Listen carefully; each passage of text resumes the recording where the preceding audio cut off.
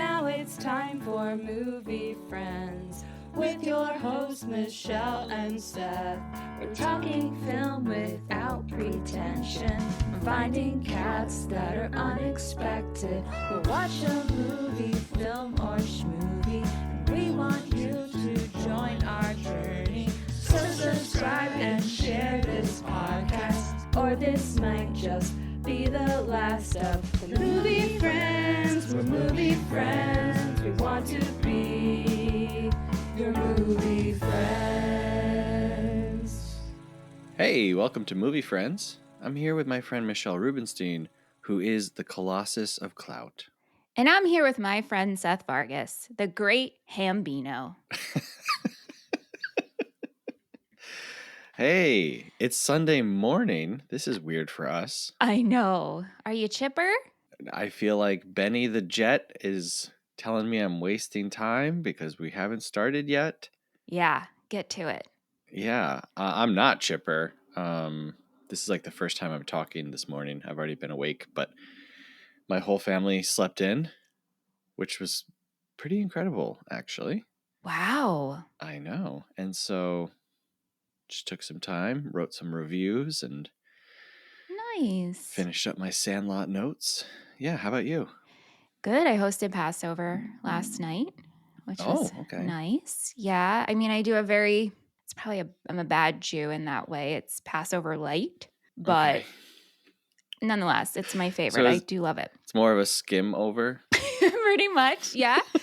It's hard. My nephew is 2, so it's hard to have him to sit still. My sister's pregnant, and so she's hungry a lot. And if she doesn't go with food for a long time, she gets nauseous. And so a Seder can take a very long time.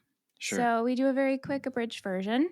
But yeah, and you started the OC season 3 last night. I did. Wow. OC 20 season 3 is coming to Movie Friends. Yep. It's back. It's back. As I tell you, Mm-hmm. and I've said this since we started that show, at any point, if you're like, Michelle, I don't want to do this, this is a waste of time, you have to abandon it, because I never want to force you to do something, ever. Oh, of course. Yeah, of course. No, Yeah. I mean, I need to find out what happens with Julie Cooper. Honestly, and I'm not going to give any spoilers for the OC season 2, but honestly, Yeah. when the season 2 recap happened, I was like, wait, is this person dead? Right. Wait, did this person go to... Wait, what? And the only thing that I remembered was the... What you say? That's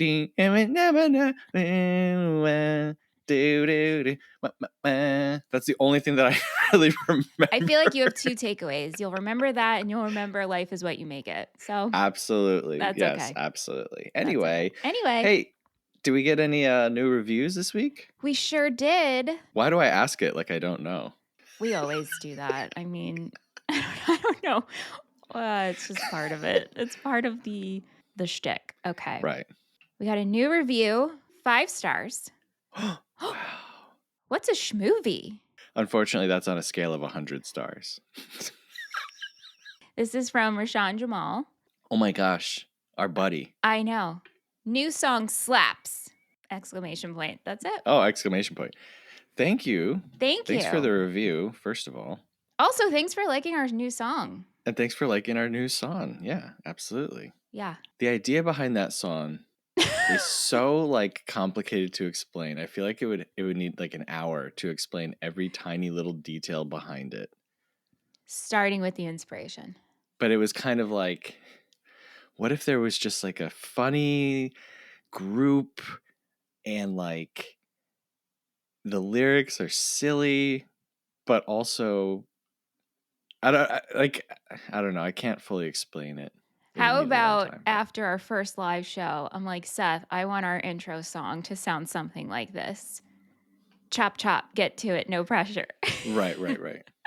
But then it was like, hey, what if we had our friends sing it from across the internet? Right.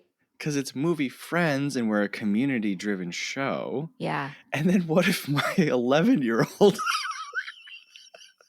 played the piano? Oh my And gosh. And the amount of edits, right? dear Lord, Wow. well, it turns out when you don't have, 12 people in a room singing at the same time, it's very hard to merge all their voices together in a way that doesn't sound. And by the way, as we said at the beginning of the year when we put the new song out, thank you so much to everybody who sang on it. You all did a great job. It's not that, it's that it's very difficult to sing to the same timing. You know what I mean? Like this, yeah. So it took a lot more editing than we expected. But hey, we got a 5-star review out of it. So Hey, that's pretty great. all worth it. All worth it. Thank you. And hey, if you've been listening for a while and you haven't done so yet, we'd love it if you give us a rating and a review. I just want to remind everybody that we are still trying to beat Jamie Kennedy in the Apple podcast ratings. And listen, folks, you might think, gee, Seth and Michelle, why are you being a bully to Jamie Kennedy, beloved comedic actor and creator of the Jamie Kennedy experiment? And all I will say is, folks, have you checked in with Jamie Kennedy lately? It ain't the same. Experiment. He has gone down some interesting rabbit trails. And that's not really why we're doing it. I can't remember why we're. Honestly, Seth, I think you were just doing a joke. I can't remember the genesis of it. I think, you know what it was? I found out Jamie Kennedy had a podcast. Yeah. And I went to his page and I saw that his podcast only had like 111 at that point, maybe. And I was like, this is Jamie Kennedy, famed star of the silver and small screen. This guy was in Scream too. And he only has 111 reviews. We can beat that. I think that's where it came from. So you sought him out and you're like, you. I think that for people who like podcasts or do whatever, you think, oh, if I just had a bigger audience, Right. The reviews would be pouring in. This is Jamie Kennedy, star of Son of the Mask. You know what I mean? And he only has 111 reviews. So why am I feeling bad about myself? Yeah, I mean, there's definitely logic there. Yeah. And so I decided to not feel bad about myself. I decided to bully him. Son of the Mask. Anyway. Email. Subject line is face off. Touching faces in this, and then sick emoji, puke emoji. I love Priest Cage. The Zodiac connection had me laughing.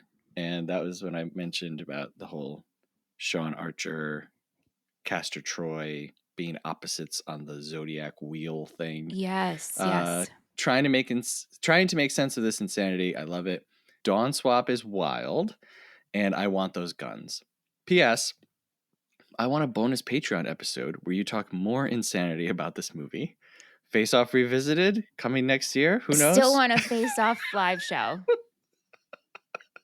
There's much I want to do with that. PSS. There's hockey in Snake Eyes, which I think there's not hockey in Snake Eyes. There's boxing in Snake Eyes. Snake Eyes is another Nick Cage movie. Oh, I was like, what is Snake Eyes? Isn't that dice? This person is referring to, I made the claim on the episode that Cage has only done one sports movie out of his whole illustrious career. Yes. And I would say that Snake Eyes features boxing, but it's not a sports movie. And Nick Cage isn't playing an athlete in it. So I stand by that. PSSS, I was pleasantly surprised with your ratings. And this email's from Ben. Thank you, Ben. Isn't Snake Eyes a Bond movie? No. No. No. Is Snake Eyes a dice? What a sound I just made. Is that like when you roll dice, don't you say Snake Eyes? If you get ones. That's okay, but Double has ones. Nothing to do with Bond and a casino. No, well, there's Casino Royale. So weird what we pair together in our brains, isn't it? The only animal named Bond movie I think is Octopussy. Octopussy is a Bond movie? Yeah, uh-huh. I've never seen it. I think there's an octopus in it. I've never seen it. I don't know. I'm not a Bond guy. Oh, okay, because I've never seen any Bond movie. Oh, yeah? And so that would be interesting to cover. Bond month, Bond month. where we only cover the worst ones. Too bad there wasn't a month that begins with B. Banuary. There, I was just going to say that. Stop it. Bonduary. Bonduary. Mm-hmm. Now that we're done with our sequels and trilogies. Well, I'm still pushing for Catuary. All cat movies. But I didn't know that was an option, but yes. Yeah. Bond who? Let's move on. My name is Cat. James Cat. Oh, shaken, not purred. Oh my gosh. Wow. Okay. This is All great. right. Hey, if you want to send us an email, please do. moviefriendspodcast@gmail.com. Let us know what you thought about Snake Eyes being a hockey movie or, whatever. All right. Before we get into our discussion on The Sandlot, we're going to try to guess what each other are going to rate the movie. Here's my thought process. Ready? Michelle has never seen Sandlot. Michelle is not a 10-year-old boy in 1990. But Michelle showed up today wearing a baseball hat. So is she? She's on some kind of wave. I will say Michelle does dress like a 1960s fifth grader Boy, who's a boy. Sandlot. So, keep that in mind. Okay, I am locked in. I'm kind of locked in. I'm locked in. My thought process is, Seth, this is Seth's choice. He was a boy in the 90s. He grew up with this movie. Nostalgia. Yes, and I'm going to ask you how you felt about the movie, but on that thing that you just said, yes, this is my pick, but I wrestled with this so hard because, as I've said all month, sports movies are not my thing. And I didn't want to pick something to be cheeky. Like, I'll just say right now, I wanted to pick Speed Racer, which is a Lana and Lily Wachowski film based on the anime from the 70s. And it's like about racing, but it's like a futuristic world. So it's not like NASCAR. It's not actual sports, I guess. Right. So I was like, don't do that. Don't be a stinker. Pick a sports movie. Yeah, and you chose this theme, so. Well, did I? Yes. Well, yes, this was not my theme. No, this wasn't my. I wouldn't say I chose this theme. I think you and I came to an agreement, maybe perhaps pushed by me, where it was like, okay, we're 2 years into this and we've done one sports movie. We gotta do a sports month. Yeah. So with that thinking behind it, if you did choose Speed Racer, I'd be like, Right, exactly. Speed Racer will happen because that movie is great. But sure. I was between a few different choices and I went with The Sandlot, but it was so like hesitantly because I haven't seen it in quite some time. And I remember really liking it as a kid. I was like, well, let's roll the dice. And I might be ruining this movie for myself. Snake Eyes. it's coming up, Snake Eyes. Yep. Okay. But for you, this was your first time watching it. And last episode, you mentioned that this was one of the movies that the people in your life are always trying to get you to watch, right? Yep. The coveted, we're going to make Michelle watch this one. So many movie nights were planned to watch this movie, and they never happened. And you sabotaged all of them. During the pandemic, we would do outdoor movie nights in my backyard. And when we were going to do The Sandlot, and I was like, nope, Back to the Future. Better movie, but I think The Sandlot would play well. Absolutely. On an outside. Especially during the summer. I mean, come on, right? And then my brother-in-law, who loves this movie, he's like, whenever you decide to watch it, you need to call me. You need to tell me. I didn't do that. Oh, my God. But last night, I was like, oh, I finally watched The Sandlot. He's like, why didn't you call me? And I was like, oh, no. No. Ruined the Seder. I did.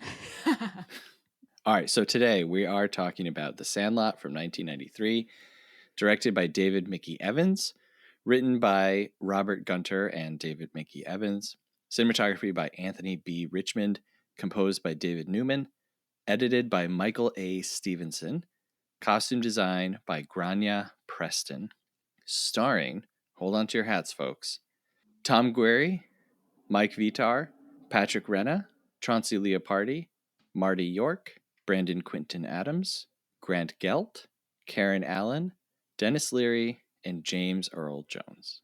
Michelle, you want to step up to the plate and take a swing at our summary? Summer, 1962.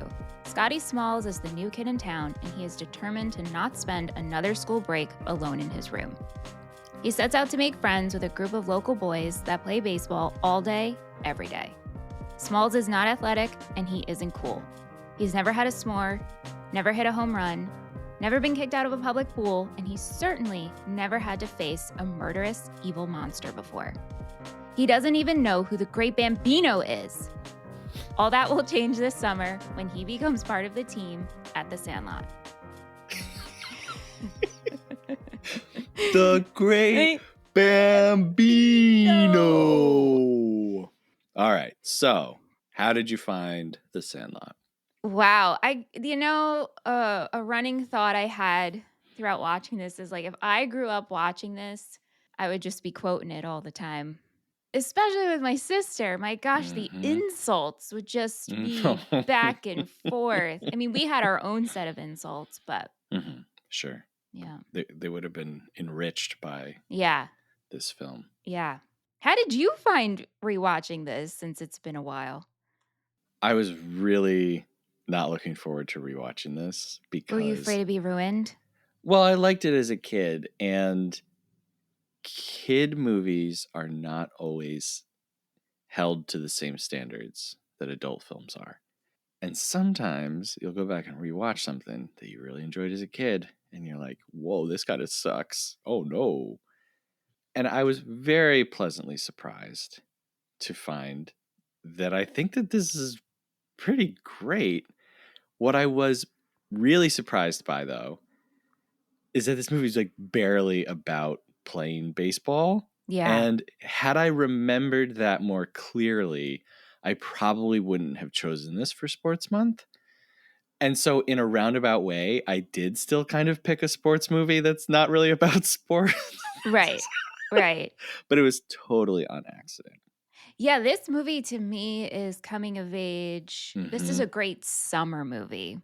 Correct. It's a great summer movie. It's a great kid movie. And what I realized after doing this one, that you and I have pretty much only chosen kid movies about groups of kids. So Camp Nowhere, Heavyweights, Sandlot. Wow.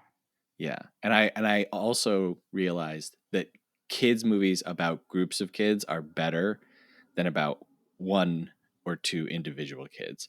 Because if the kid is annoying, there's nowhere to go.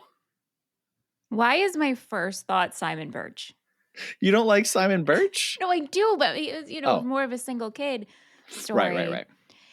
We need to cover, well, I guess Camp Nowhere was a mix of kids, but when I was watching this, it made me think of other movies with groups of kids. I'm not kidding you.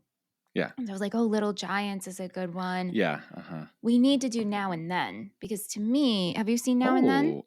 I saw Now and Then. I want to put a pin in Simon Birch, by the way, but sure. I did see Now and Then probably close to when it came out. Yeah. So that's a little bit older and based around four women, but four girls actually, and their friendship. But I think that's another important one. It's a summer movie. There's a tree house in it. Another thing, I'm like, the 90s kids movies with these tree houses. I mean, did it make you want a tree house? This movie? No, just 90s movies that kids had tree houses. I'm going to sound like the biggest stick in the mud ever. I've never been a fan of tree houses, even as a kid. I preferred a clubhouse on the ground.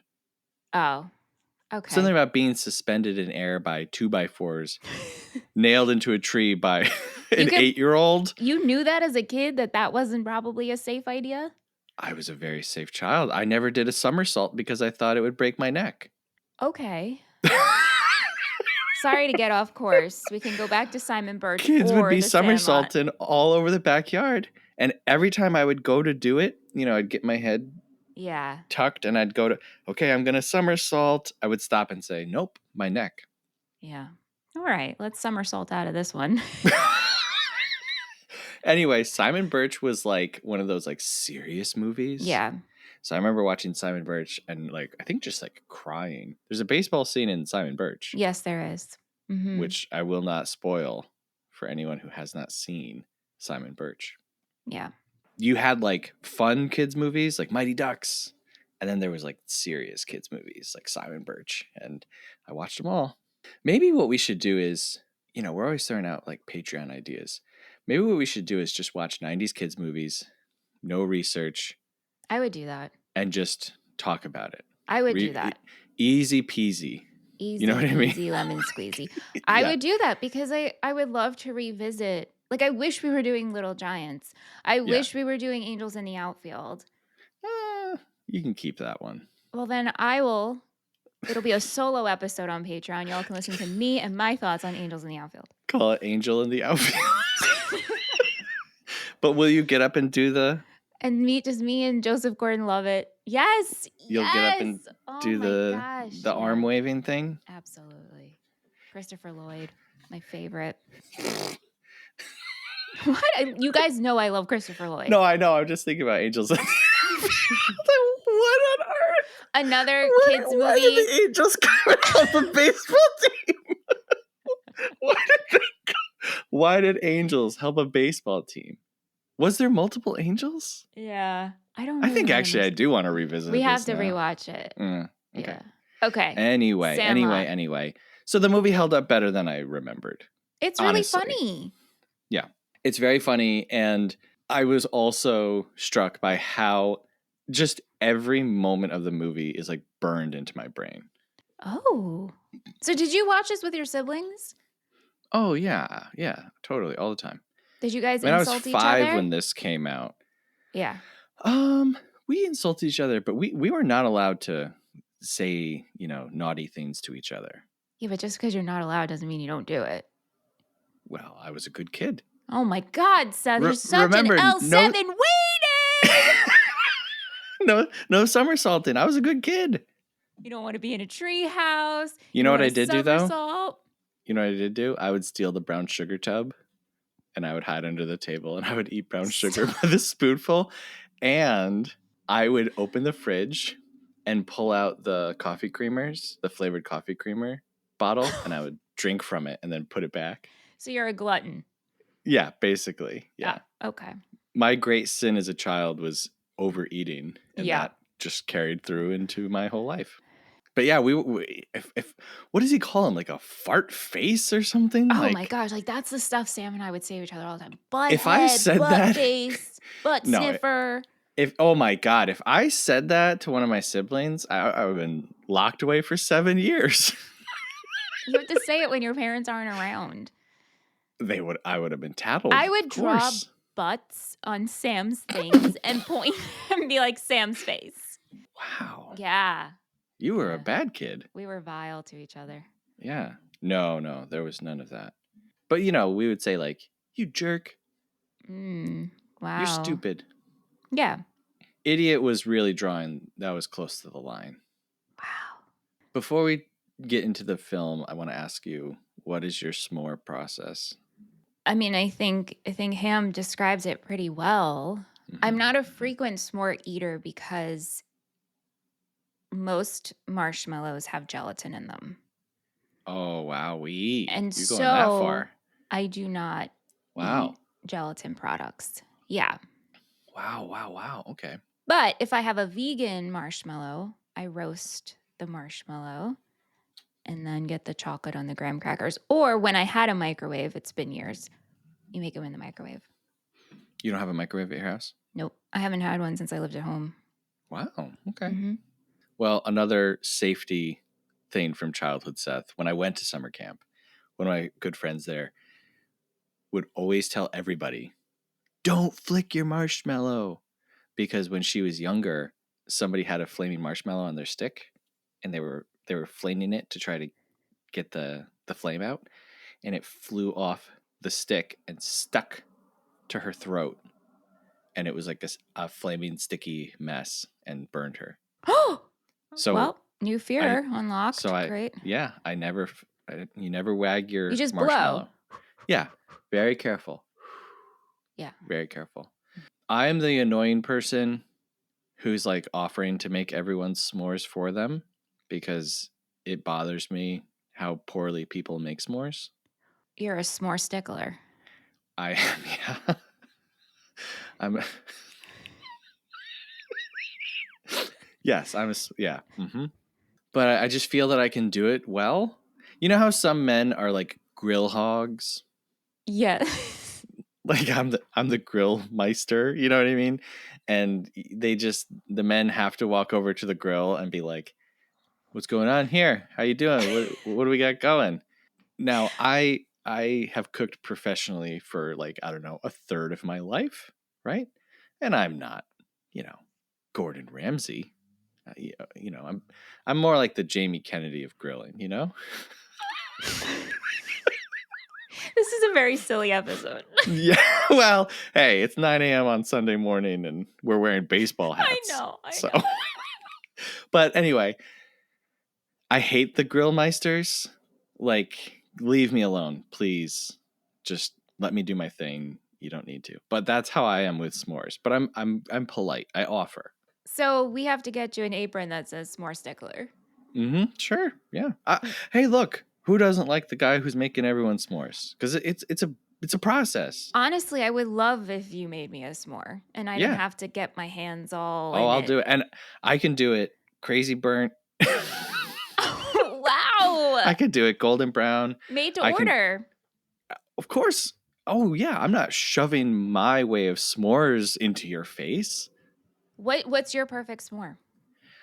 Okay, so I prefer perfectly browned all around.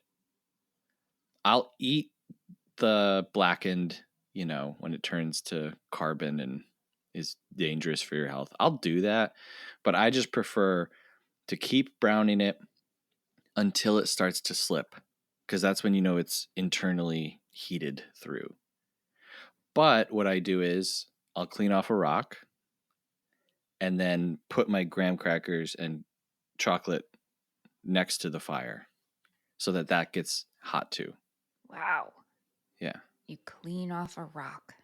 Yeah, you got a rock around the fire encampment. Uh-huh. Just brush one off. Fascinating. We're eating a marshmallow that's been skewered by a stick. Right. So, we're already dirty. True. Okay. There's so many kids to talk about. Normally when we do an episode, we'll just go by like characters. We can't do that. Yeah. But I do want to ask you about Smalls, Scotty Smalls. Mm-hmm.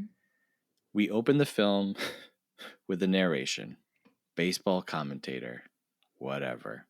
Hey, when I was a kid. And then we flash back to 1962. How'd you feel about Smalls? I liked him. I thought, okay, so I know he's supposed to be the nerd loser, but when I compared to the other kids, I'm like, you don't look the part. Oh, interesting. The other kids look more nerdy to me. Interesting. If we're going just by like fully right. The thing that struck me about Smalls is not so much him, but his parents. Mm-hmm. Dennis Leary, whoa. Mm-hmm. Oh my goodness. Was and he Karen scary to you? Allen, who barely blinks. Aunt and I were talking about this. So his father passed away, his mom remarries, and then Bill is his new stepdad. Mm-hmm.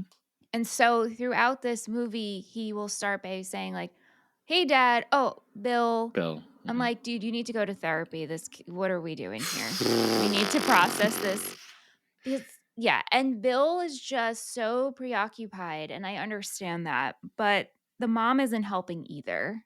She's like, no, go ask Bill to teach you how to play catch. And it's like, no, Mom, how about you have a talk with your husband and say, hey, do you think you can go play with Smalls?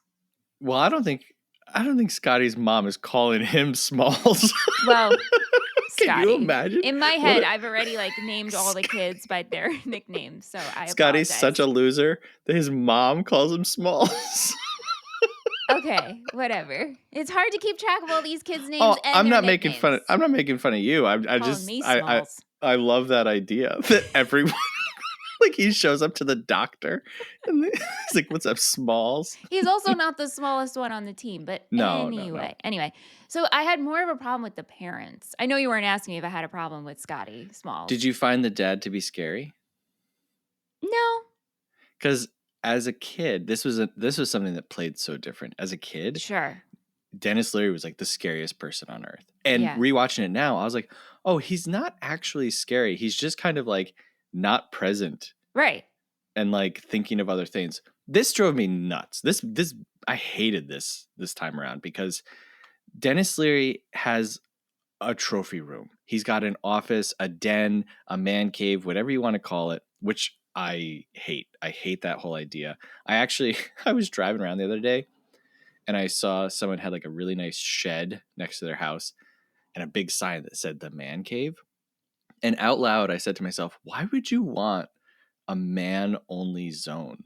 Aren't women like cool? Like, why wouldn't you want a woman around? I don't understand that. Like, well, yeah. This is a place where I go to be alone. Well, and to you're get proud? away. You're proud of that? Like, I don't know. For me, I would like a woman around. Like, this is my woman cave where I bring women. That sounds actually kind of scary. Real bad. That's not great. That's Squints' fantasy. Right. Yeah. But anyway, I hate that. But like one of his things is a Babe Ruth baseball that his dad gave him. I don't know what other memorabilia is in there, but it's like, Bill, you've never like thrown a ball with your kid? How long have these two been married? How long have you been married and you just have no interest in Smalls? Yeah, I like think none? He's very preoccupied with work. What is his job? I don't know. Like, and he has to travel, so he's at a dining room table writing. So it's like, Bill, you work from home? He's like, I'm under the gun. Why aren't you at the office, Bill? Right. Yeah, filling in some sheets and stuff. It just seems like the mom and Bill don't have a great relationship, and the kid, we're kind of not poking fun, but judging him for liking science and being academic. And I get that, go outside, get some fresh air, come back at dinner time. Socialization is important, but I did not like the parents at all. Yeah. They suck. There's this funny thing with being a parent nowadays. And my wife and I talk about this all the time. It's like you, Michelle, when you were growing up, were your parents playing with you? No. Never. No. Like I remember one time my mom helped me build like a little lean-to against a fence with like a bunch of sticks. And I had great parents. I still have great parents. But I think that there's been like this shift from when you and I were kids to now the people our age who have kids, where it's like you need to be involved in playing with your kids and being around your kids all the time. And I'm like, I don't know if there's ever been a time in history when people felt so much pressure to like get down on the floor and play with your kids. But with Bill, you're a baseball enthusiast. You have a boy. You're not throwing the ball around? Yeah, I mean, unless we're just seeing like a small glimpse, right? And Bill is just so busy with maybe Bill's super stressed. And he wants to play catch if he could, but he has to make a living because maybe the mom doesn't work. I mean, we're giving a whole backstory to Bill. This is 1962. More than likely, they're one income family. Right. What I and again, like as an adult watching this, I felt so differently about Bill because as a kid, I was like, he's scary, he's angry. And then watching, I was like, oh, he's not angry, he's just preoccupied. Yeah. But like, I don't know. Anyway. It wasn't so much the thing that bothered me the most is the mom saying, you go ask Bill. And then when Bill is like, I don't have time. And then she looks at Scotty and is like, try again. It's like, no, Mom, you need to step up. Yeah. The middleman thing. Don't make your kid. Don't do that. Don't do that. Yeah. I really like Smalls. I think that more movies should have the main character be like a loser nerd Isn't guy. that all the kids? I mean, all the movies though? No, I don't know if it's all the movies. Okay, that's such a broad statement, Michelle. Don't say that. I don't want to sometimes there's a cool kid, but you have to overcome something, or you know Like, what I think mean? about Like, our movies that we love. Camp Nowhere, Mud, Heavyweights, what's his name? And yeah, like Vanya from Gossip Girl. yeah, right. Little But those are Giants. the 3 movies that we've selected. No, I know. And you and I For are not example. super athletic people. So of course we're like, these are the best movies ever. Yeah, right. The nerdy losers who over the course of a summer become cool kids. How about in one lesson he learns how to throw a ball? Well, you can. Now, that's what I love most about this movie is that Benny is cool, but he's nice. Yes. He's not the cool guy who's like smoking cigs and he's like, "Hey man, you should hate your parents." He's cool and he's the leader because he's a leader, Yeah. not because he's like punching people and, you know, he's not like a bad influence. Benny's a great influence. Yeah.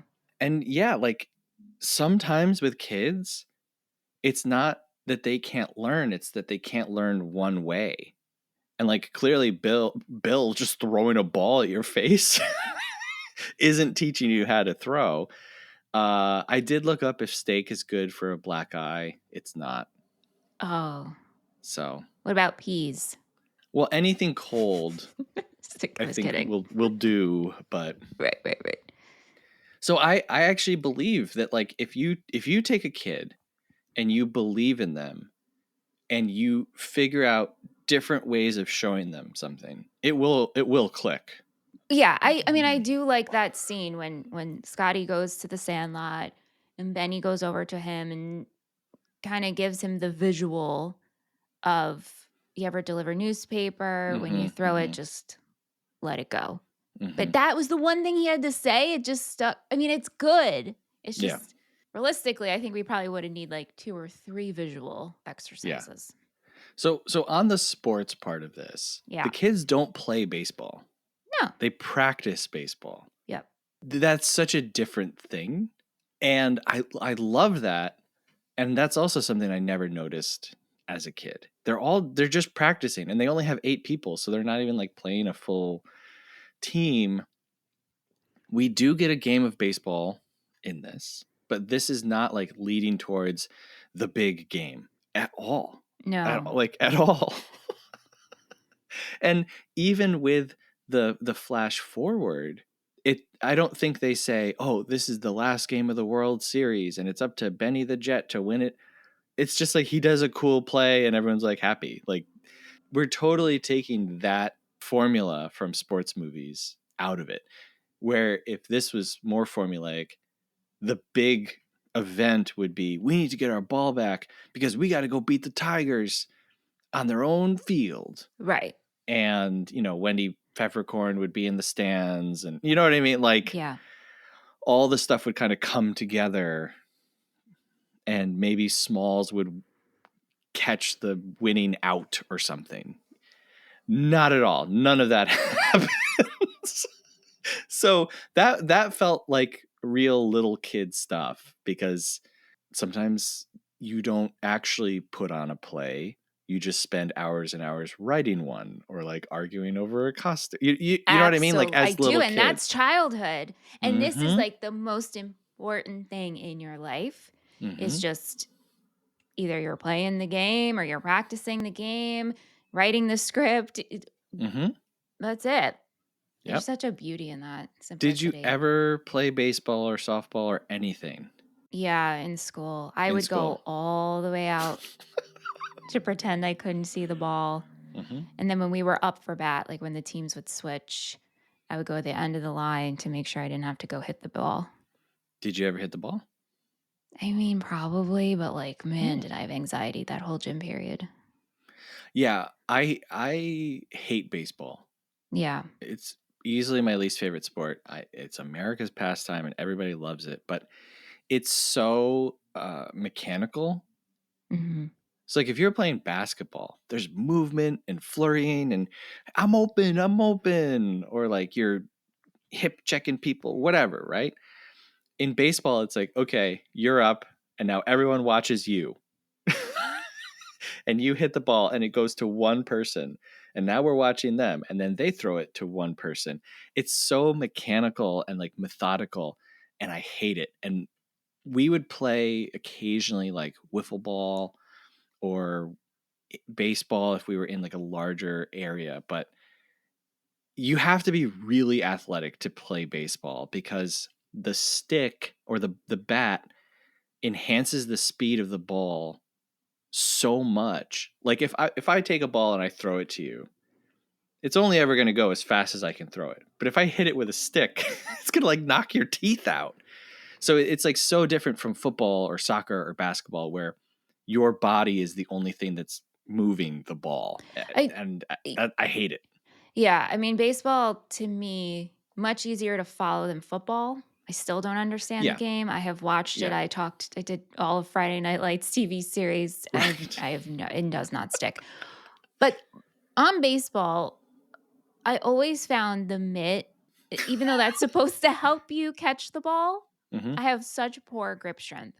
So I could never grasp I that ball. agree. Yeah, I remember just So- wearing mitts as a kid and just be like, this sucks. This Like, sucks. You can't. Yeah. And I probably didn't have a mitt that was fitted to me. Same. Right. You know, what do I have? 5 older brothers, right? Something like that. So You do? yeah. Me questioning you and your family. Yeah, I have 5 older brothers. So I highly doubt, you know, my parents were like, let's take unathletic, uninterested Seth to get him a baseball glove that fits his 7-year-old hand. I was just putting my hand in whatever glove was around, you know? Right. And so for all I know, if I had a glove that fit me, I'd be like, I get baseball now. Yeah, it makes sense. Right. Oh, this is what it's supposed to be like. But anyway, yeah, I feel bad because I know baseball means a lot to people. It Like does. like Of baseball people course. who love it. Yeah. It is like a spiritual thing. As it should be, right? It's just not for you and I. Not for, no. Yeah. I reached out to 2 baseball lovers in my life because there was something about this movie that was stuck in my craw. Uh-huh. So I called up my dad. Aww. And I called up my best friend, Chris. And I was like, I got a baseball question for you. Mm-hmm. Which to me would be like if someone called me and they're like, I got a movie question for you. Absolutely. And right. I'd be like, I'm ready. Yeah. Phone a friend. So these kids are 11, 12, 10, whatever, somewhere in that spread. This movie takes place in 1962. The movie is released in 1993. Let's just make it an average 40 years. Benny the Jet is playing professional baseball between 40 to 42 years old. That seemed strange to me. And then he steals home. And that seemed even stranger to me. So I called and I was like, would this be possible? And both of them said the same thing. They were like, that's like the end. You know, like you can play baseball in your early 40s. Usually you're done by then. Uh-huh. And then stealing the base, that's like very, very rare. I know that I shouldn't even be thinking about this, but as a kid. The fact that even made it into your brain, I'm like, what is stealing home? It's what he does at the end. No, the end to me is like, oh, Benny's on the field. Woo woo. You didn't notice he steals home? He does the pickle. The pickle when you're caught between 2 things. Any of this, what that means. But when he said pickle in the movie, were you like, oh, a pickle? I just kept saying like, oh, I want a pickle. And it's like, oh, pickles. Legitimately, Seth, I watched this very differently than you did. Okay. And the baseball stuff was just, it was kind of just like a blurred image. It was like a pop fly, and you're holding a mitt above your head that's too big, and you're staring in the sun. Yeah. I'm Okay. like, oh, I get the general feeling we're supposed to feel at the end, but I wasn't like, oh, what he actually did. I just thought a No, little suspect. I'm so glad that you know, what were your dad and Chris also very much looked up to Babe Ruth, or was there another figure in baseball that they looked up to?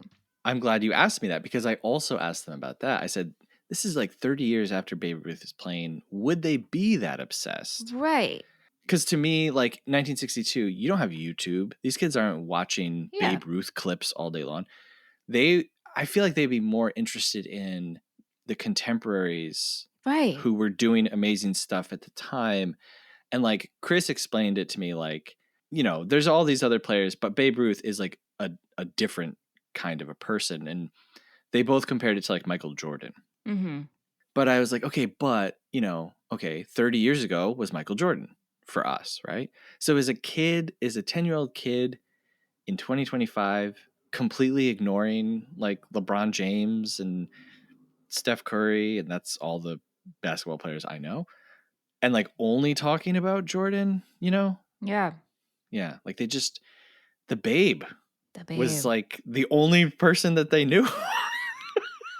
And then it's like, was that passed on from their parents? We don't know. Right. Obviously, we know Yeah. Bill, but Bill's... Well, I think, culture moved slower back then too. True. You know, legends were legends for longer, I think. Right. There's so many scenes that I want to talk to you about and so little time to do it. But since we're on the Babe, Mm-hmm. Ham with a big gumball cigar in his mouth. I'm the great Bambino.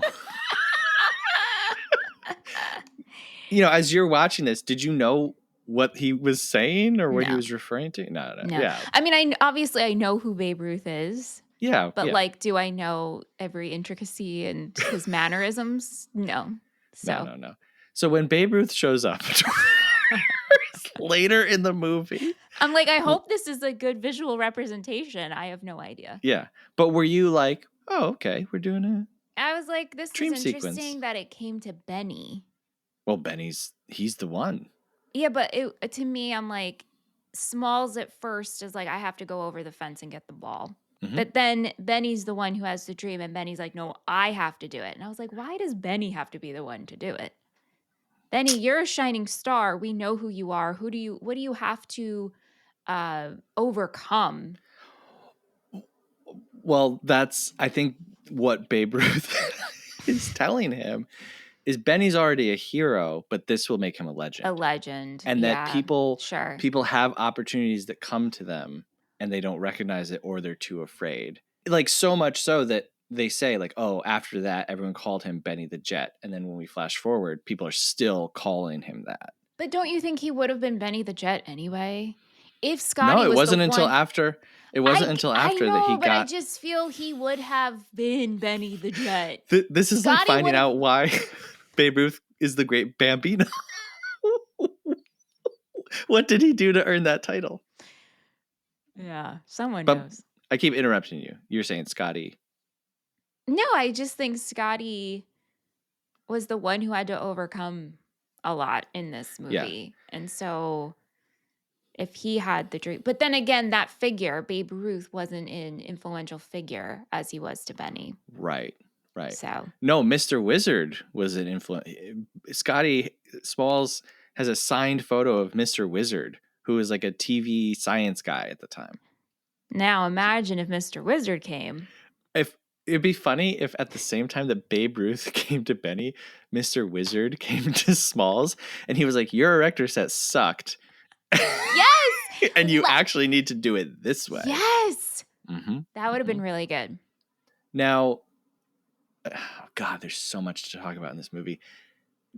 Did you realize by the end that the beast, Hercules, was just playing fetch with them the whole time? I had a good inkling. Yeah, I mean, I was like, oh, this is just a dog who wants to play fetch. Mm-hmm. But I love the storytelling device of when you're a kid, how a legend or something scary is so much bigger than it actually is. So I thought that was really well done. And even when we see like these fake paws and almost the shadow of a dinosaur and the sounds you hear, I mean, that's all played up in our mind as a kid. So I actually really liked the way that was all done. Yeah. Yeah. As a kid, watching it, it's like, oh, this is a really scary dog. And then watching it this time, I was like, everything that they put over the fence, the dog returns to them. And he even spits the ball back out. Yes. Because he wants them to throw the ball back to him. And when they when he catches up to the ball, because basically the dog is, he thinks that they're playing keep away with him. So he chases Benny all through the town. And when they get back, he's just like licking his face. Like the dog never has ill intent throughout the whole film, but the way that they perceive it Yeah. is, oh my God, he's chewing this stuff up and spitting it back, but he's just returning it. He's literally playing fetch. He just wants to play fetch. Yeah. Mm-hmm. So that was something that I give the movie a lot of credit for, like totally framing one way, and then it turns out it's a completely different thing by the end of the movie. That's very smart, I think. Yeah. It's good for a kid's movie too. Yeah. Yeah. I think the only part of the movie that kind of ran out of steam for me was like the series of ball retrievals. It went on a little long. I feel like one less. Yeah. You know what I mean? Or make them a little shorter. Make him a little shorter. Like lowering the kid down was funny. Yeah. But I felt like by then I was like, too much. Right. Yeah. Right. I want to talk to you about the beast telling sequence with Squints. How did you feel about that? Squints mentions is it a family member, Squidman Palladorus? Yeah, I think his grandfather. That's a great name. That's a great name. I will add that to my future pet name list. Squidman Palladorus. I thought this was great. I thought it was visually entertaining to watch. I love the build of a legend. I love sharing that. And I love with Scotty's reaction of just like, you guys are just doing this to scare me. Because I feel like as a kid, I've been that person to be like, I'm listening, but you're just doing this to scare me. Like growing up, a big thing at sleepovers was Bloody Mary. Sure, of course. Right? You look in the mirror in the dark or whatever it is. And I've still never done it. Me neither. Absolutely not. Scared. I will never do it. Right? Yeah. But it reminded me of that. Or being on the bus, there was this house we used to pass. And one of the girls who was older than me, she's like, there's a ghost in that house. And if you look closely at a window, you can see it. And all just like legends built up. We had so many neighborhood legends. Yeah. We had a family that we called the vampire family. They were just pale. Like they were just a very pale family who lived at like the end of the block, and we lived on a pretty long block, and so we never like went down and played with them. But that was the vampire house, and then this house was the blah blah blah house. As kids, we had a thing called the bump. We would unbuckle our seatbelts, and every time we drove over it, it would like launch us into the air. And I'm saying this with quotes. And we thought, oh, the bump is coming. The bump is coming, right? And so everybody would unbuckle for 5 seconds and then, wah! And then buckle back in. And of course, now as an adult, I'm like, we probably were just jumping out of our seat, you know, like, right. But yeah, there was so much stuff that you make up. Yeah. To like make your world better or more interesting. Well, at the time though, you think it's real. It's not like you're even doing this to exaggerate. Like, oh my gosh, because as a kid, your perception and perspective is just so much more intense. Right. And smaller. Not in a bad way. It's just how it is. You mentioned like the puppet dog legs. I like all that stuff. Like it's really cheesy. And, I love doesn't it. Like necessarily look great. No. But I thought it was pretty charming. Yeah. Agreed. The dog, like the big dog had like jumping over the fence and swallowing the ball. I was like, what? So stupid. But isn't that how a kid would have pictured it? Yeah, absolutely. And then when you see it, it's like, this is literally just a dog. Yeah, right. It's just an English Mastiff. Like it is a Mastiff, but like it's not even that big of a Mastiff. No. Like, yeah. No. Something that I quoted forever is forever. Forever. So great. On Squints, the next thing I want to talk to you about is the pool and Wendy Pfefferkorn. How are you feeling? Now, again, you are not a child. Right. Watching this. So how'd you feel about this? Well, Squints cracks me up, as I'm sure he does with everyone. Him constantly taking off his glasses and cleaning it. And I thought he's a very funny character. And I can understand of being I think it does a good job of being in the mind of a 10, 11-year-old boy who has a crush on the what did they say? They're going to scam pool hotties, scam pool. Oh, yeah. Scam pool honeys. They're going, literally, honeys. They say that we're going to go scam pool honeys. Anyway, so I can understand Squints pretending to drown to be like, oh, I want to kiss this girl. Yeah. I mean, now, like, consent, it's very uncomfortable, and then grabs Sure. her head, but as she's giving him Mouth to mouth. I don't mouth-to-mouth know. recitation, Yeah. is that the Yeah. right word? The look he gives to the boys, and when they just to show, like, I'm faking this, Mhm. I think is great. Okay. All right. And then they end up together, so I'm like, "Okay, this is interesting." It is a classic scene, right? And Wendy Peppercorn in the red swimsuit with the white sunglasses is like, to me, an iconic image in Yeah, my mind. sure. I don't know if it is in all of cinema history, but as soon as I saw that, I was like, that, like, just great costume. Yeah. You know, okay, I think it's important to recognize bad messaging when you see it. Yeah. And this is not the type of movie where I'm like, I'm going to bat for this movie. This is untouchable. You have to excuse all this stuff. But at the same time, I'm like, am I really like pulling apart the Sandlot? And so I've been thinking about that the last few days, and I've listened to some women talk about this scene, and I just feel like it's bad messaging. The narration says what he did was vile and bad, but it was also really cool. So it's weird that like they call it out, Here's the but thing, though. I get that, yeah, and it made me feel uncomfortable with the no consent, but it also can make me go into the minds of 10 to 11, like I said, boys who see this hot girl and they're like, "Oh, I have a plan," and like, "Wow, it was not good," but like, "Wow." Like, imagine having that conversation with your friends and being like, sure. "I can't believe you did that. That was so hot." It's not great, Well, but it's yeah, realistic. for me, like when you keep it in the realm of the 10-year-old kids, Yeah. I think it is actually important to like dissect that. But when the narrator, who is now a grown adult, comes in, I Yeah. wrote down what he says. He says, what he done was sneaky, rotten, and low, and cool. And I wrote down in my notes, yikes, a Rooney. Yeah, I mean, right. You could have left that Like, part out. right. But it's interesting. Like, Squints isn't like, I'm in love with her. I'm in love with her. I just need to be near her.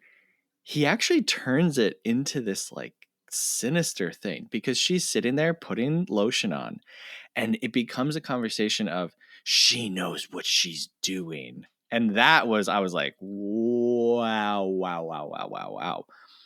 But again, kind of important to see as an adult to be like, that is how a child's mind works. Yes. So when you hear adults talking like that, you Yeah. can say, you're being a real squints right now, aren't you? Right.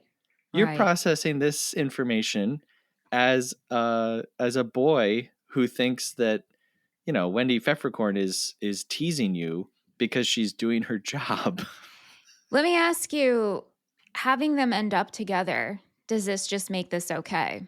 No, Now, I'm and I not saying think okay, that's but the movie's saying like, "Oh, yes. yeah, it wasn't good." But the movie's Yeah, like, it's "Well, bad. they ended up together." So, Yeah, no, it's bad messaging like yeah, across the board. it's Where not good. I think you could still do this scene exactly how it's done, and it's funny, like you said, like when he looks up at them, he's like, ah.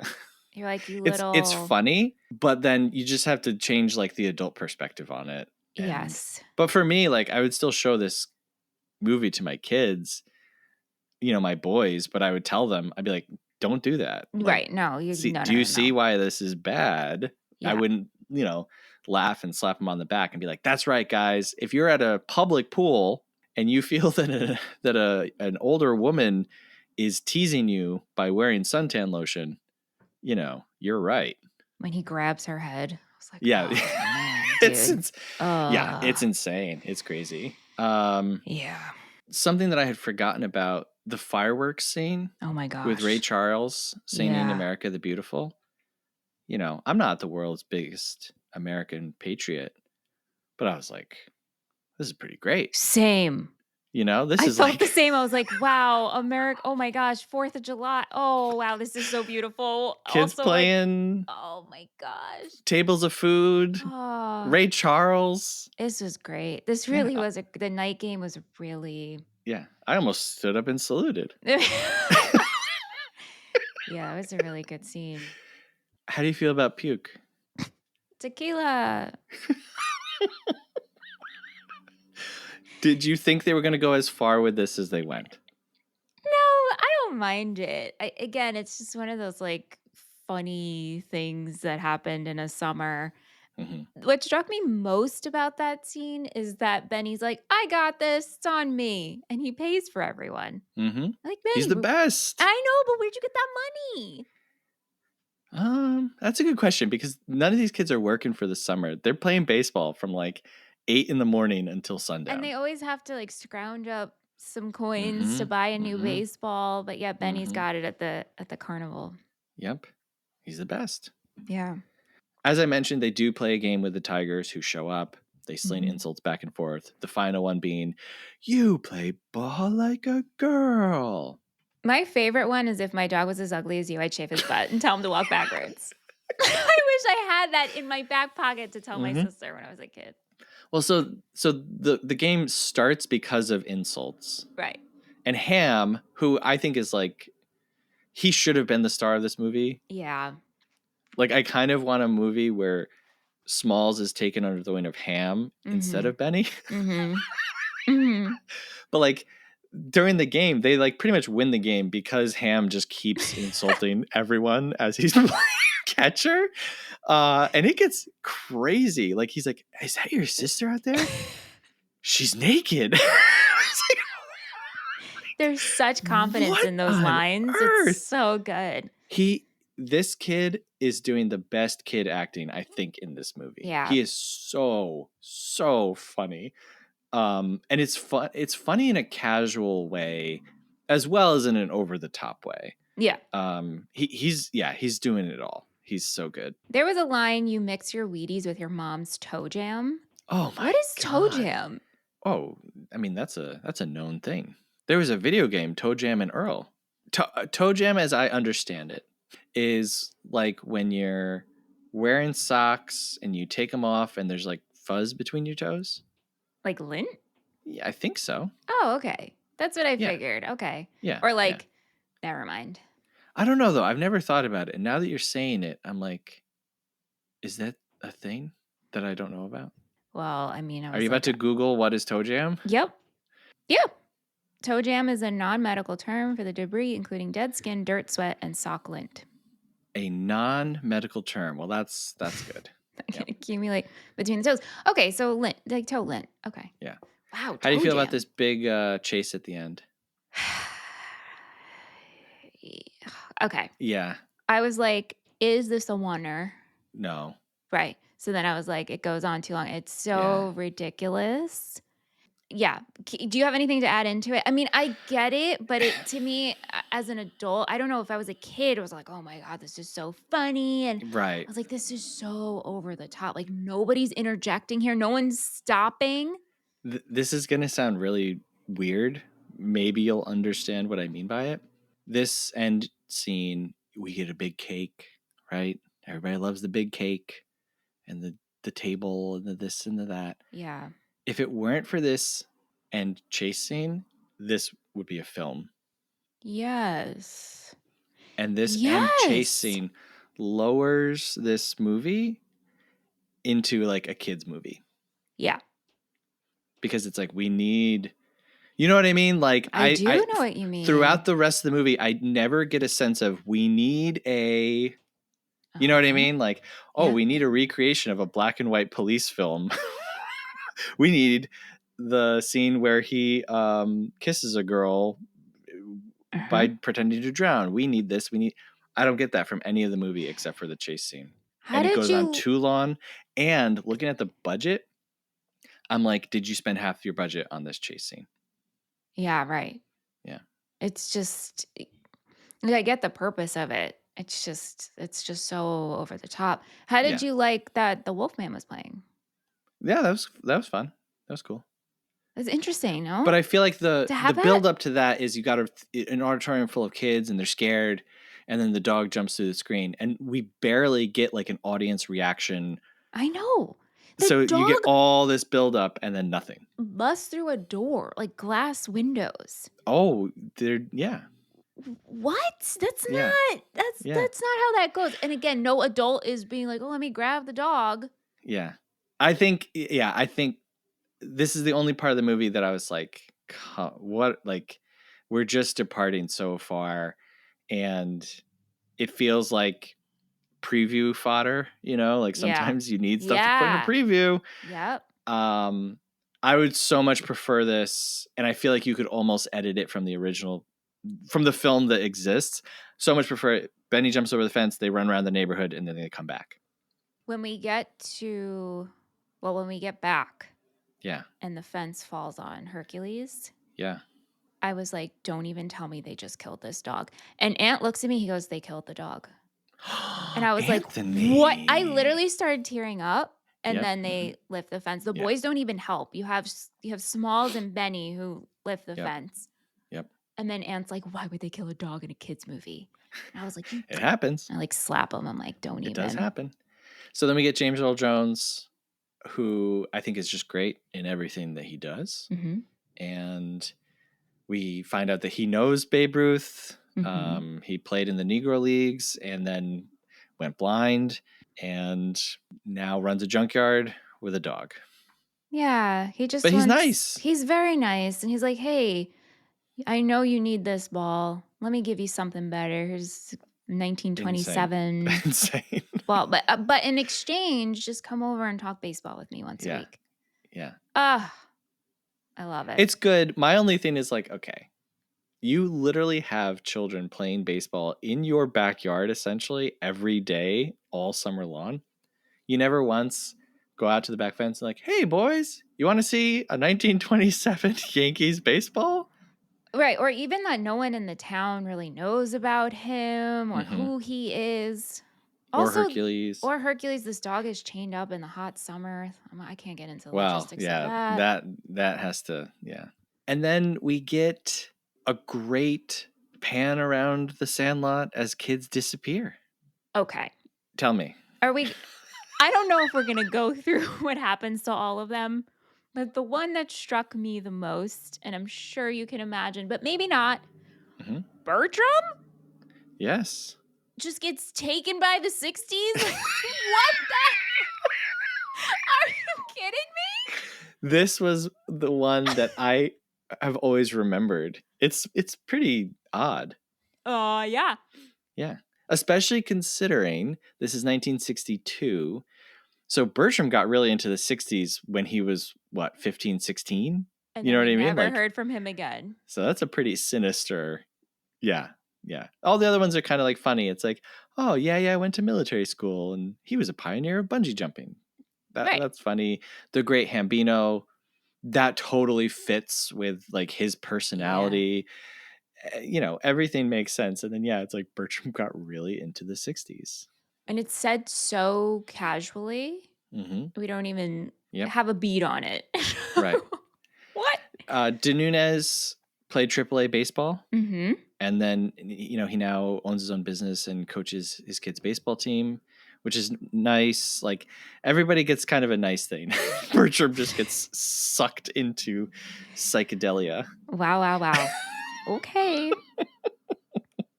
I mean, it's got to happen, I guess, to somebody. Sure.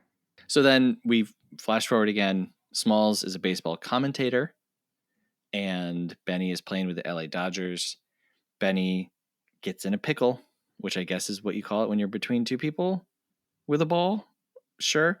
And he steals home. They give each other a thumbs up, and we're done. And that's it. That's it. So there are two sequels to this movie that I have never seen, not interested in. But I wanted to throw this out there for you. The third movie is a time travel movie with Luke Perry. I did come across this, which made me think, oh, I might be into this because I love Luke Perry and I love time travel. Yeah, and for listeners who don't know, Michelle loves time travel, anything. I do. And Luke Perry. We talked about how we're done with our trilogy series, but maybe we start a new trilogy series. Oh no! And we do the Sandlot 2 and then the Sandlot 3. We could do that with Mighty Ducks too. Mighty Let's just Ducks. do sports trilogies. Kid sport movie trilogies. Air Bud. There's got to be 3 Air Buds, right? I'm sure. Yeah, Beethoven. That's not There's sports, nothing. but There's no rule that says a dog can't play basketball. Oh my God. All right. So this movie was made for $7 million, which again, what in this movie costs that much apart from that ending scene? yeah. Fireworks, sure. But anyway, goes on to make $32 million at the box office, which is good. But I wanted to mention the home sales for VHS and DVD are like $76 million. Wow. Yeah. It's like every home in America was buying The Sandlot. Except for mine. Right. Movie currently has a 65 on Rotten Tomatoes, which feels a little low. Because I think, I don't know what Rotten territory is. It's like 61? Oh, is that true? Or 60? I gotta be honest with you. Yeah. Coming close. I have no idea, like, the Rotten Tomatoes, the Metacritic of it all. No, I'm like, what does this mean? No, me. I mean, the reason... I say now, it every listeners- week because Seth sets it up for me, but I'm like, I don't know what I'm saying. Yeah, but listeners, like, we don't care about this. You know what I mean? Like, we don't care what a Rotten Tomato score is. These don't mean anything to us. It's just that as we're discussing the film, I like to give just a little bit of like critical consensus context. You know what I think I have to do? I think I have to do some homework. I think I have to research the history of Rotten Tomatoes, the history of Metacritic, the history of the Criterion Collection, the history of the National Registry, and maybe this will mean something to me. Sure. This is significant. Rotten Tomatoes got busted for paying people for good reviews recently. Really? That's interesting. Yeah, but that's for like upcoming movies. You know what I mean? Like, I don't think the company that made The Sandlot is like, hey, Michelle, I'll give you $10 to give a good review to The Sandlot. Yeah. So for me, like, I take new Rotten Tomato scores much less seriously than like older established movies. And on Rotten Tomatoes, there's 2 scores, right? Yeah, there's the critic score and the audience score. So again, like I only put down the critic score. Metacritic also has like a critic consensus and then fan consensus or something. But yeah, the reason why I put this stuff in is because I just like to cross all my boxes. That's why we start with I get it. Who made the movie, who edited the movie. No. Sometimes I'll listen to Seth. You're doing a good job. Thank you. Yes. Sometimes I'll listen to a film podcast and they don't mention any of this stuff. It's just like 2 people gabbing. And I'm like, you could take 30 seconds to include the cinematographer. Yeah. Anyway, so Rotten Tomatoes 65, which again, that sounds so low to me for this movie. Yeah. Letterboxd 3.8, which is pretty good. That actually sounds a little high, but Metacritic 55. So not a lot of love. This is not in the Criterion Collection and is not in the National Film Registry, which I was kind of surprised to see that one, honestly. Really? Sure. I mean, this is an American classic. Spy Kids is in the National Film Registry before The Sandlot. It is? It is, yeah. I'm the worst. I should just be booted from the film community. Honestly, just boot me. Put me out to pasture. I'll chain you up in a junkyard. And then we'll push a fence on you. I embarrass myself. Ebert gave this 3 stars, though. And he says, read his review. He says, I'm not trying to laugh at Roger Ebert, but I was just so tickled by this. He says, at one point, someone hits a line drive, and I went to put up a mitt in front of my face that wasn't there. Like, he got sucked into... He was so immersed? He got sucked into The Sandlot. That's really sweet. That's the plot of The Sandlot 4, where a movie critic gets sucked into the original film, and you have to do it. You have to like superimpose them into the movie. That's so funny. So they're standing there like, no, Squints, no, that's not consensual. And then Squints looks up at him like... Takes his glasses off. Yeah. Yeah. All right. All right, let's get into our happies and crappies. It's time for happies and crappies. Happies and crappies. It's time for happies and crappies. Happies and crappies. All right, I'll go first because this was my pick. Sure. So my happy is the Beast sequence when Squints is telling the story. He's like, killed 173 guys.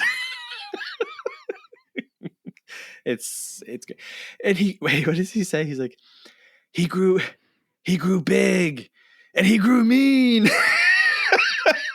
It's so great. Chauncey Leopardi, class act in acting. And hey, guess what? He plays the bully on Freaks and Geeks. So That's right. Yep. Oh my gosh, I did not put that together. It's so different. You know what I Yeah. mean? Like it's totally different characters. But yeah, we like Chauncey Leopardi. And then the crappy is again the adult narration saying he kissed her lawn and he kissed her good. No, he didn't. But sure. Mm-hmm. How about you? I have two happies. The night game I thought was really beautiful, and when Hercules licks Smalls' face. Mm-hmm. My crappy is the fence falling on Hercules. I do not like when animals get hurt in films, and I'm very sensitive. I don't know why that's so funny to me. I am very sensitive, and I cannot handle, and I was like tearing up. Like I truly, especially in the 90s kids movies, I cannot do it. Yes. So we asked our friends on Twitter what they thought. A ton of bricks at a ton of bricks. Good friend and patron. Hey. Hello. Says the Sandlot is about the past and how fathers and sons are connected by baseball. Because again, Bill's dad gives Bill the baseball, right? Yes. All baseball movies are. Baseball serves a unique role in American culture because in a society that runs on transience and novelty, it's the thing that can keep us grounded in time and space. Wow. And as I said, people who love baseball have a spiritual feeling about it. And I think Skylar is expressing part of that. Betsy Gorm, at Gorm_Betsy. Betsy. She says, that's a peak millennial movie right there. I still say, you're killing me, Smalls. Probably once a week. That's the only thing I knew of this movie. So it was nice to see where it came from. Official webmaster John Butter. Oh gosh, John Butter. At the John Butter. Tickles me. I want to see John Butter in a Sandlot movie. Absolutely. You know, it'd be fun if we could get all of our Twitter friend personalities who comment all the time and they're the Sandlot team. We can just like Photoshop their faces. John Butter says, I think I watched this 1,000 times as a kid. Very iconic. Forever. Chris O'Neill at Chris O'Neill 1980. Hello. Says, my sister and I always quote this film. Another film with the late, great James Earl Jones. And this could have been a film that you always quote with your sister, but I know. Alas. The Revisionist Almanac at Rev Almanac is our friend Andrew Corns. And I was just on a show talking about 1999, the movies of 1999. That was a big responsibility. It's a good year. And we barely scratched the surface, if you ask me. Anyway, he says, a movie where I remember exactly where I was and who I was with when I saw it the first time on VHS. Hi, 9-year-old Andrew's best friend, Lance, and then a waving emoji. Oh. I have passed it down to my kids who love it equally, though they also discovered the sequels. Oh. ... So there's some people that we do know. Now we go to a segment of the show where we hear from people we don't know. It's called Half Star, 3-Star, 5-Star.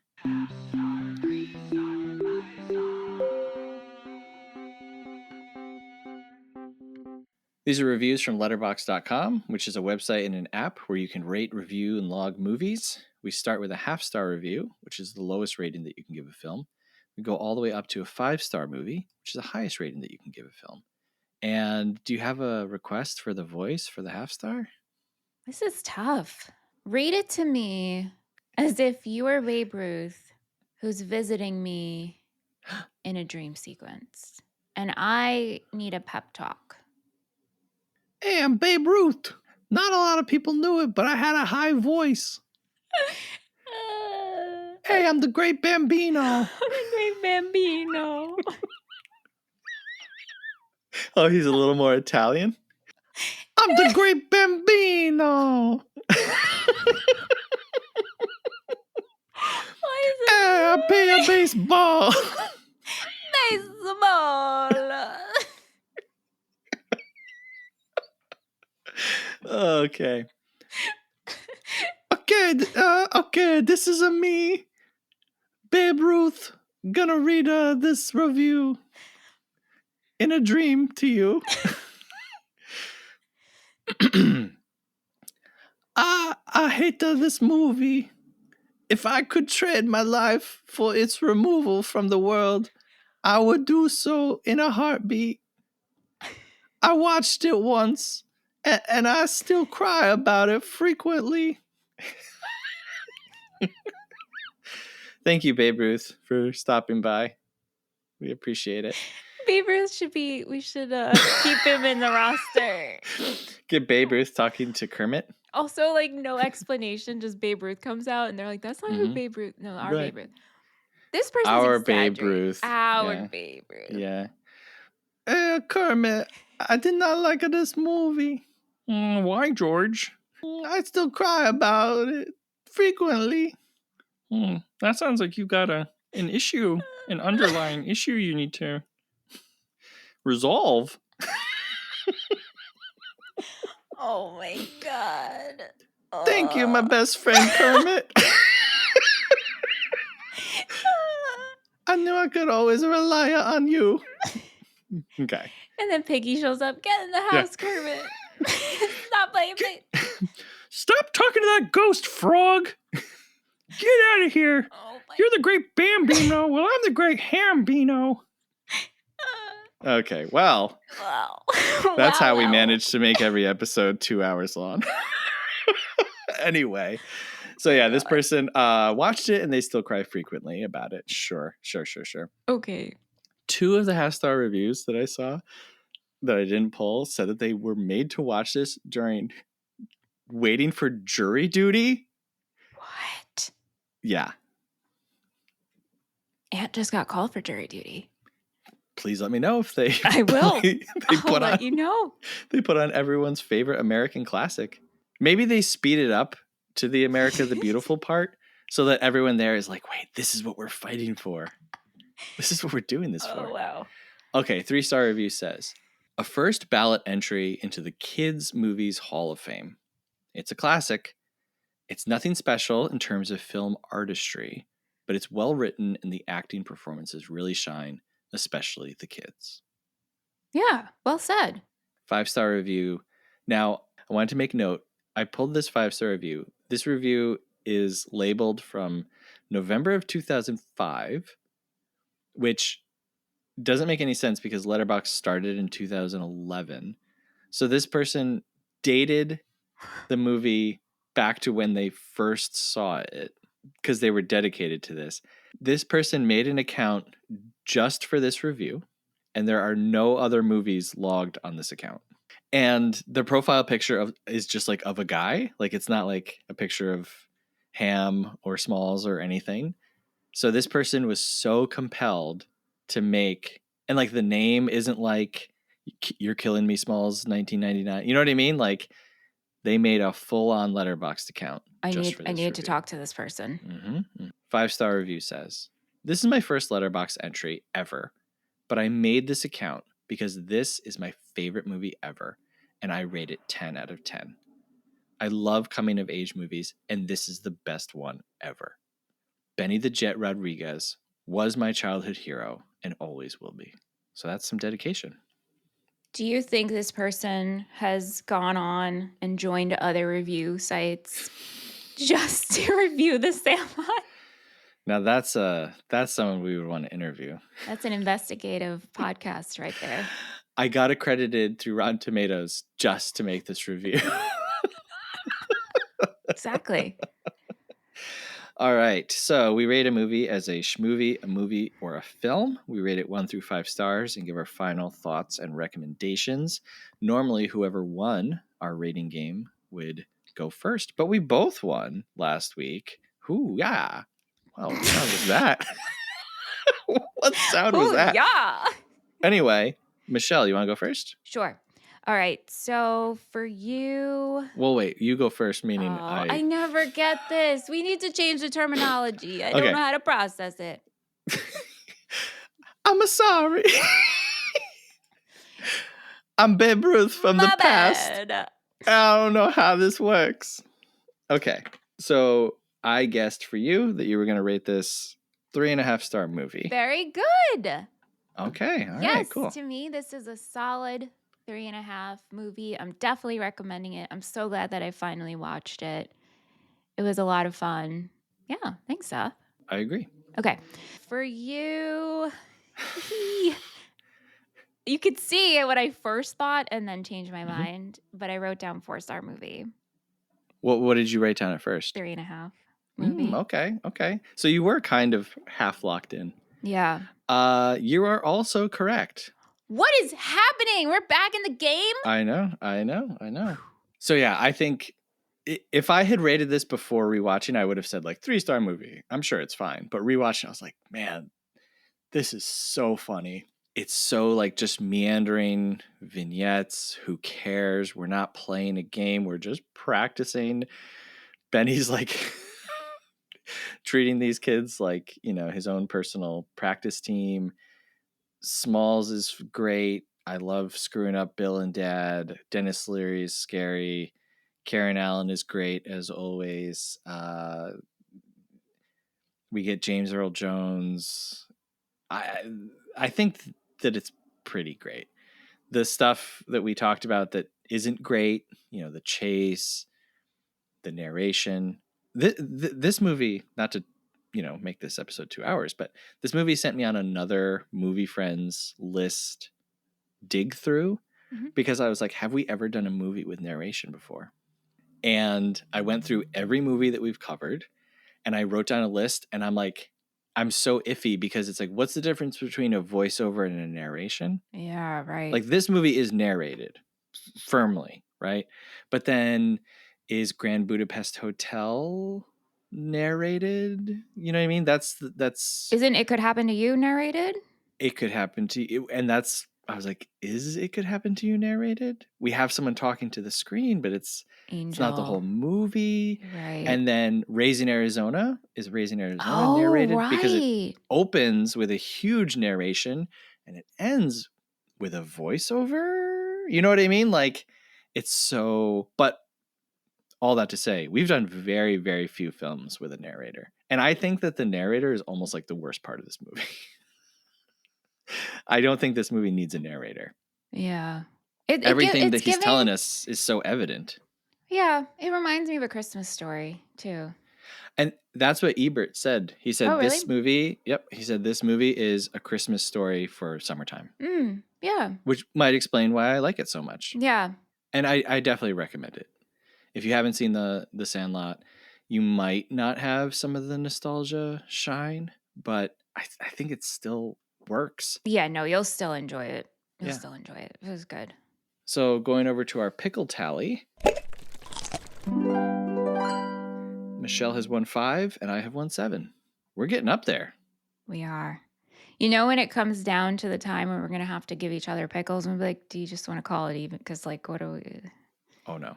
Oh, no. I might make yours myself. Okay, well, I'll make yours then. Okay. You can't make me pickles and me give you jar pickles. I can't. No. Of course I can. No. This is a fair exchange here. And then we're going to give each other food poisoning because we don't know how to pickle stuff? Yeah. All right. Does this movie pass the Seth Shell test? Seth Shell test is our spin on the Bechdel test. This movie must contain something tangible that is impressive, whether choreography, production design, or practical effect, and it must have a runtime that is justified by its content. I'm going to say no on this one. Yeah. For the production side of things. Like the 3-star review said, they were like, it's kind of nothing special with filmmaking, like I said, the puppet dog foot, I find that charming, but I'm not like, wow, they really, whoa, holy moly here. But I do think that the runtime is justified by its content. I agree. It's funny with our Seth Shell test. It's like if a movie doesn't pass it, it doesn't mean it's a bad movie. This is Nope. just, but in my head, I'm like, oh, I want it to be Seth Shell stamped, but it doesn't. Seth Shell approved. But yeah. that doesn't mean anything. No, It's just like, it's just the two things that you and I are clamoring for out of I know. every movie is like, don't bore me and show me something that's going to make me say, wow. Yes. Yeah. Hey, if we didn't bore you throughout this episode and we made you say wow, good or bad, we'd love it if you give us a rating or review wherever you're listening. You can also send us an email, moviefriendspodcast@gmail.com. Let us know what you thought about The Sandlot. What did we get wrong? What did we get right? Whatever, who cares? You can also support the show, patreon.com/moviefriendspodcast. $5 a month gets you access to all of our additional shows. Our patron-only Discord, you get to vote on upcoming films and movie themes. You get added to Michelle's Inner Circle, where you get to decipher the secret message at the end of every episode. And in the Discord, a few of us started blending Spotify playlists together. Whatever that means.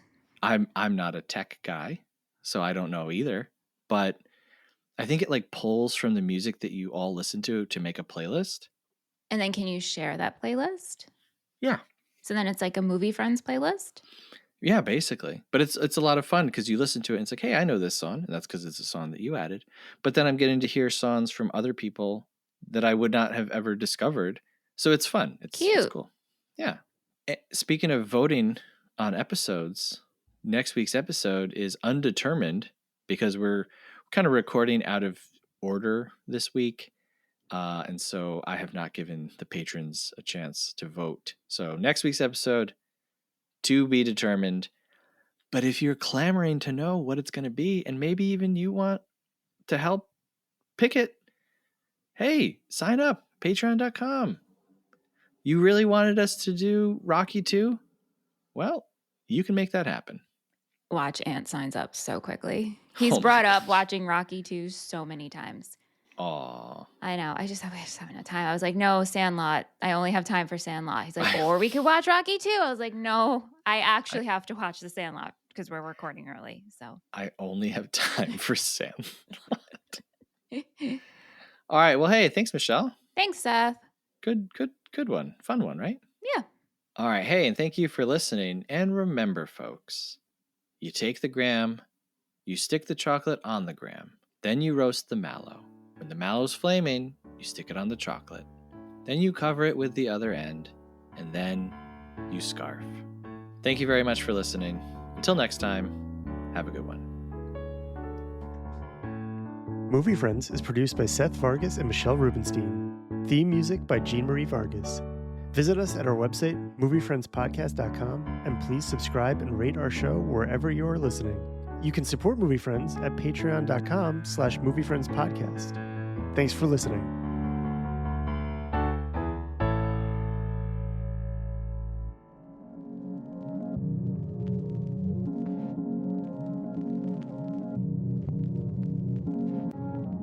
Incoming.